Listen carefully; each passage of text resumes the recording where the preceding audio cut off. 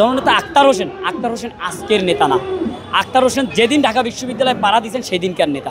আমাদের যে জুলাই আন্দোলনে হচ্ছে এই 2000+ মানুষ মারা গেছে, তাদের বিচার নিয়েই এখন আমরা সংশয়ে আছি। আর সামান্য ডিমের বিচার আমরা কি চাবো বলে? জুলাই যোদ্ধারা বাংলাদেশকে নিয়ে কথা বলে, আর 71-এর চেতনারা হচ্ছে বাংলাদেশকে বিক্রি করে কথা বলে। আচ্ছা, এটা হচ্ছে টোটালি সরকারের শুধু যে ব্যর্থতা সেটা বলবো না, সরকারের সাথে সাথে যে আমাদের দেশে যে রাজনীতিবিদরা আছে, যে রাজনৈতিক দলরা আছে, তাদেরও ব্যর্থতা। বিশেষ করে আমাদের দেশে যে বড় রাজনৈতিক দলগুলো আছে, তারা রিফাইন আওয়ামী লীগকে অ্যাকসেপ্ট করতেছে। আর রিফাইনিং আওয়ামী লীগকে অ্যাকসেপ্ট করার ফলেই আজকে আওয়ামী লীগের যে উগ্রবাদী মনোভাব, সেই উগ্রবাদী মনোভাবটা আপনার বাংলাদেশ সহকারে বাংলাদেশের বাইরে প্রত্যেকটা জায়গাতেই সেটা দেখা যাচ্ছে। আর এটা এই উগ্রবাদী মনোভাবের কারণেই আছে জাতিসংঘের মতন একটা আন্তর্জাতিক মানের সেমিনারে যাওয়াতে আমাদের হচ্ছে প্রতিনিধির উপর আক্রমণটা করা হচ্ছে। আর একটা জিনিস দেখতে হবে যে আক্রমণটা আসলে কার উপর করতেছে? জুলাই যোদ্ধাদের। আমরা 71-এর চেতনা দিয়ে আজ 71 থেকে এখন পর্যন্ত বিজনেস করে আসছি, কিন্তু দেখবেন যারা 71-এর চেতনা নিয়ে কথা বলতেছে, তারা আজকে এই যে জুলাই যোদ্ধাদের উপর আক্রমণ হচ্ছে, তাদেরকে যে বিভিন্ন ভাষায় কথা বলা হচ্ছে, তাদের এই ব্যাপার নিয়ে তারা কোনো কথা বলছে না। কারণ জুলাই যোদ্ধারা বাংলাদেশকে নিয়ে কথা বলে, আর 71-এর চেতনারা হচ্ছে বাংলাদেশকে বিক্রি করে কথা বলে। এই দুইটা কনসেপ্ট মিলছে, যে একটা হচ্ছে ইয়াং জেনারেশনের ভাগ হয়ে গেছে, আরেকটা হচ্ছে 71-এর ভাগ হয়ে গেছে। 71-কে আমরা ছোট করে দেখবো না, বাট 71-কে বিক্রি করে যারা কেরিয়ার করে আজকে বাংলাদেশে এই অবস্থা করছে, আমরা তাদেরকে ছোট করে দেখতে চাইতেছি। আর তাদের কারণেই আজকে আওয়ামী লীগ, এই রিফাইন আওয়ামী লীগ চলে আসতেছে। রিফাইন আওয়ামী লীগ হচ্ছে বাংলাদেশও বাংলাদেশের বাইরে বিভিন্ন রকম অকারেন্স করতেছে। এখানে আরেকটা জিনিস আমাদের মাথায় রাখতে হবে যে আমাদের যে প্রশাসনিক অদক্ষতা, এই সেমিনারের মাধ্যমে টোটালি বোঝা গেছে যে আমাদের প্রশাসনিক যে টোটালি অদক্ষ এবং হচ্ছে নিরাপত্তাহীনতার মধ্যে আছে। দেখেন এখানে রিফাইন আওয়ামী লীগ এরা হচ্ছে একটা সন্ত্রাসী গোষ্ঠী, এরা হচ্ছে ভারত চালিত একটা রাজনৈতিক সংগঠন। তো এখন যারা দেখতেছে তাদের অস্তিত্ব সংকটের মধ্যে পড়তেছে, তারা হচ্ছে কোনোভাবেই আপনার সেটেলমেন্ট বলেন বা ভারতের প্রেশার বলেন বা ইন্টারনাল যে সেট আপগুলো আছে, কোনোটাতেই হচ্ছে ইয়াং জেনারেশন সেটাকে অ্যাকসেপ্ট করে নিচ্ছে না। এই কারণে তারা দেখা যাচ্ছে যে যারা তাদেরকে রিফাইন করে নিয়ে আসতে চাইতেছে, তারা তাদের প্রতিও অ্যাটাক করতেছে, কারণ এখানে তাদের সাকসেস আসতেছে না।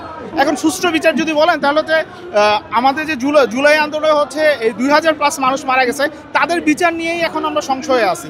আর সামান্য ডিমের বিচার আমরা কি চাবো বলে? আওয়ামী লীগ একটা রাজনৈতিক সংগঠন, যাকে রিফাইন করে যারা নিয়ে আসতেছে, আজকে সামনে তারা পদে এটা ভোগ করবে।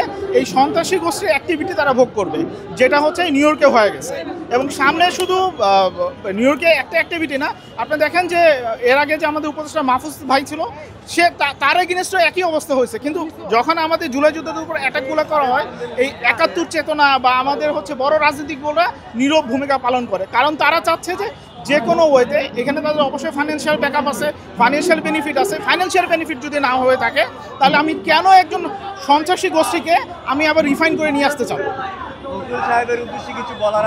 না, ওনারা আসলে এই আমাদের ইয়াং জেনারেশনের রাজনীতির সাথে ওনাদের রাজনীতি মিলে না। সেই ক্ষেত্রে যেহেতু ওনারা ওল্ড জেনারেশনের রাজনীতি, তাদের সাথে তাদের এগেইনস্টে কোনো কথা বলার অপশন নাই। কারণ কথা জুলাইয়ে বলা হয়েছে। এখন জুলাইয়ে যদি 2000-এর বেশি মানুষ মারা যাওয়ার পরে যে কথাগুলো মেসেজগুলো দিচ্ছে, এই মেসেজ যদি যারা এখনও শোনে নাই, সো আমি মনে করি না যে সামনে তারা কোনো মেসেজ শুনবে।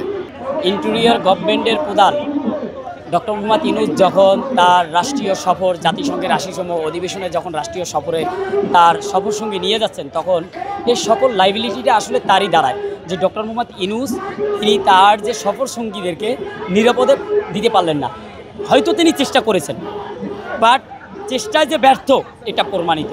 এবং আমরা সেই নিউ ইয়র্কের সেইখানের যে কনসুলেটর আছে, তিনি কি করলেন, তার ভূমিকা কি, এবং তারা যেখান থেকে বের হয়ে যাবে সেই ট্র্যাকটাও চেঞ্জ করলেন।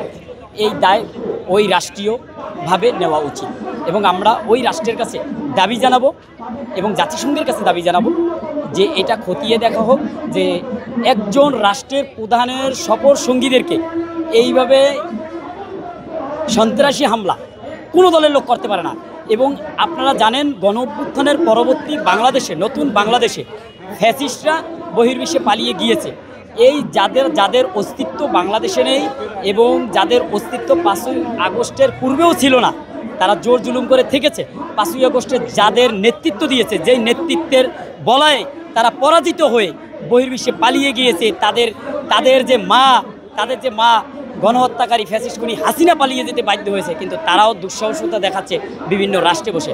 আমরা মনে করি তারা এই দুঃসাহসিকতা আগামীতে দেখাতে পারবে না, কারণ আমরা জানেন বহির্বিশ্বে আমাদের যে ডায়াসপোরা কমিটি আছে তারা সম্পূর্ণ পৃথিবীর সমস্ত রাষ্ট্রে ছড়িয়ে পড়বে ইতিমধ্যে, এবং তারা একটা ওইখানে শক্তিশালী প্ল্যাটফর্মে স্থান পাবে, এবং তখন আর তারা কোনো ফ্যাসিস্ট এরকমের করতে পারবে না। তবে আমরা সাধারণত আশা করি যাতে এই ধরনের কোনো সংখ্যা কোনো দলের সাথেই আর না হয়, সেটা হোক বিএনপি, হোক জামাত বা এনসিপি।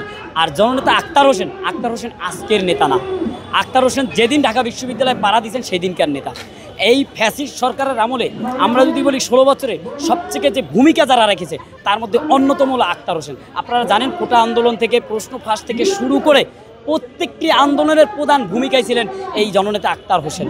সুতরাং এই আক্তার হোসেনকে শুধু আঘাত করা নয়, পুরো অভ্যুত্থানকে আঘাত করা হয়েছে। আমরা মনে করি এই কালকের যে ন্যাক্কারজনক ঘটনা, এটা অভ্যুত্থানের শক্তির উপরে যে আঘাত করেছে। আমরা এটা শুধু আক্তার হোসেন বা তাসনিম যারা ব্যক্তি হিসেবে দেখি না, আমরা এটা দেখি অভ্যুত্থানের শক্তির উপরে একটি আক্রোশ। সুতরাং আমি একটা দাবি জানাবো, ফ্যাসিবাদ নির্মূলের সময় যেভাবে জুলাই আগস্ট আন্দোলনে সমস্ত মানুষ রাস্তায় নেমেছিল ফ্যাসিবাদকে নির্মূল করার জন্য, ঠিক এখনও আমরা চাই সেই ঐক্যের মাধ্যমে যাতে পরিপূর্ণ বাংলাদেশ থেকে আওয়ামী লীগ সহ তাদের সহযোগী অঙ্গ সংগঠন এবং তাদের সাথে যারা দোষর ছিল প্রত্যেকটি দলকে আইনের ভিত্তিতে নিষিদ্ধ করে দেওয়া হোক।